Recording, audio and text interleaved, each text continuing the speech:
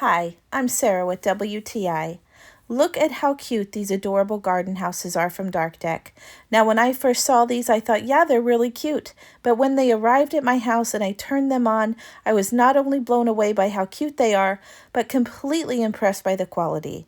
I love the intricate design of these little houses. You can see the tiny flowers, the windows, and even on the back, you can see the detail and love that goes into its production.